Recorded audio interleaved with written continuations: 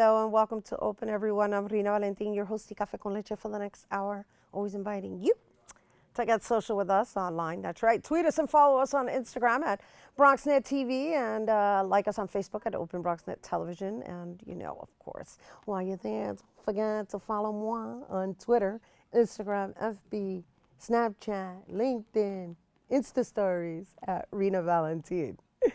Okay, it's that time again. Yay. We're going to make sure you have some time to get your pen and paper for today's Open Weekend Preview.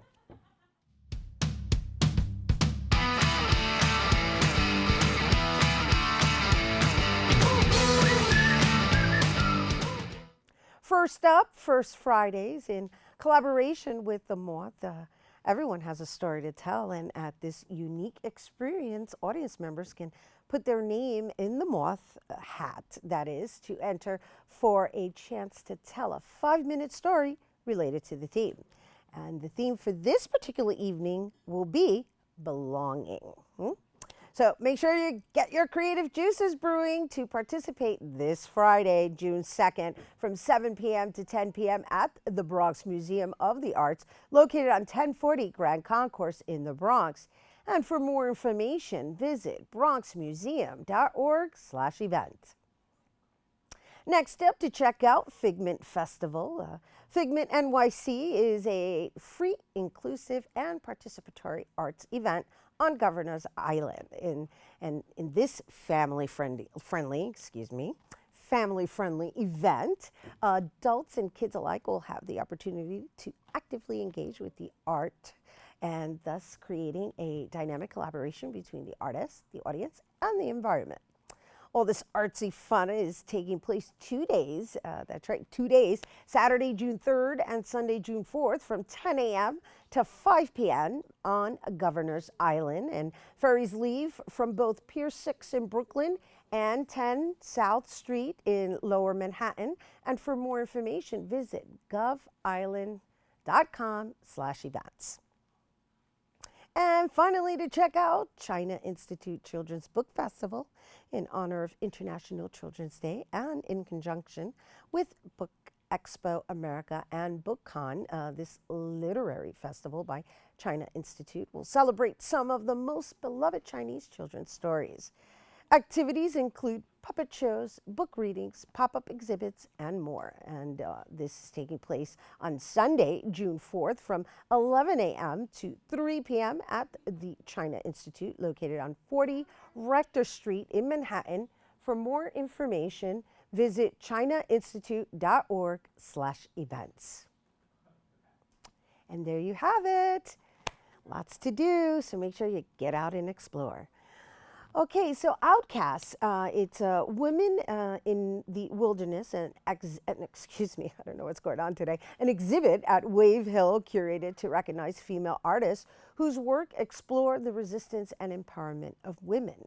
BronxNet reporter Arlene Makoko has the story. And so we have 2 really interesting programs going on. We have a conversation with our guest curators and 3 of the artists that's taking place in Armour Hall.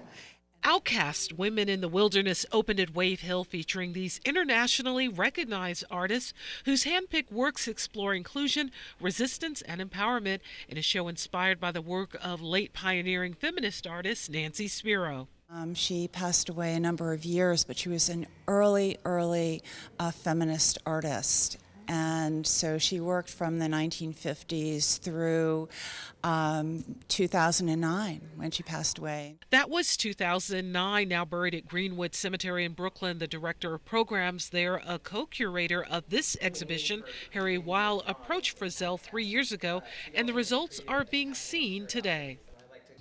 We were really inspired by what was happening with women in the world today and how we discuss women and issues of womanhood throughout the world globally. So you're going to see a lot of game in my work about this balance of beauty and pain. But it's, you better be careful because I'm a warrior. Faye Ku is Taiwan-born and based in Brooklyn, and Samira Abbasi was born in Awaz, Iran, raised in London, England, and today is a New Yorker. A fan of Spiro, she talked about the theme of the program. I don't see it as alone and desperate. It's more like it's a It's a psychological removal in order to be more objective. Her work includes this one, an autobiographical confession through effigies, idols, and martyrs.